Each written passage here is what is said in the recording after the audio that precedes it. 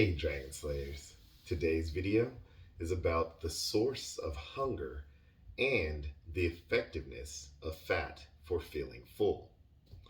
So, what makes us hungry? We consider hunger to be a function of whether something is in our stomachs. This idea is the driving force behind eating bulk, like fiber, something to fill you up yet not add to the total calories we consume. However, feeling hunger is far more complicated than simply an empty space in our gut. Hunger is partially driven by energy or calories in, provided to our cells. If the cells of our body sense insufficient energy, they can activate a hunger sensation in the brain, which we feel in our stomachs. If this weren't the case, then every person that receives an IV for nourishment would feel like they're starving. This doesn't happen.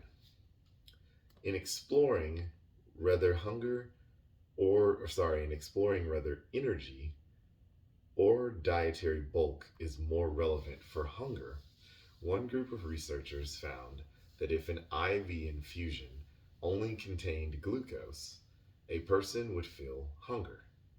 However, if the IV infusion also contained some fat, the hunger disappeared. In other words, even though the stomachs of both groups were empty, if their cells sensed adequate energy, particularly in the form of fat, the body didn't feel the need to eat, and the person felt content. Energy from a meal conveys greater satiety than bulk. If your cells are fed, they don't care if there's something taking up room in your stomach. A remarkable example of just how far this can go is the case of a morbidly obese Scottish man. This fellow began experimenting with fasting and experienced such a rapid health benefit that he simply kept going. Eventually, he did so under medical supervision, ensuring proper hydration and mineral consumption, and ultimately, he fasted for 382 days. Obviously, fasting is a powerful tool, and as with any powerful tools, you need to use it wisely and deliberately. A critical distinction must be made between fasting and starvation. There is no definite time past which fasting becomes harmful, but it can have unintended consequences if taken too far. So much depends on the constitution of the person fasting, how they define fasting, what are they drinking, how are they supplementing, and how they're ensuring essential mineral intake. Also, how the person ends a fast matters greatly.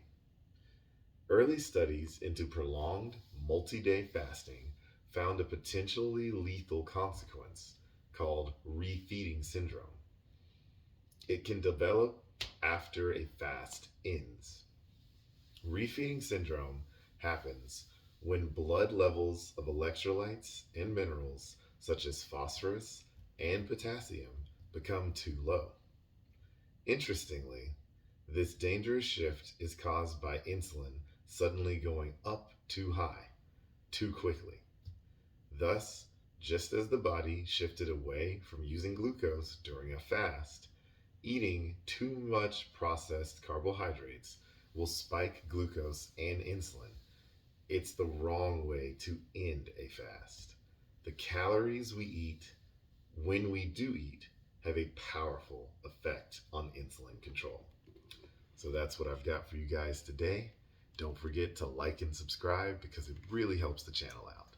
And remember, guys, that together, you and I will slay the dreaded diabetes dragon.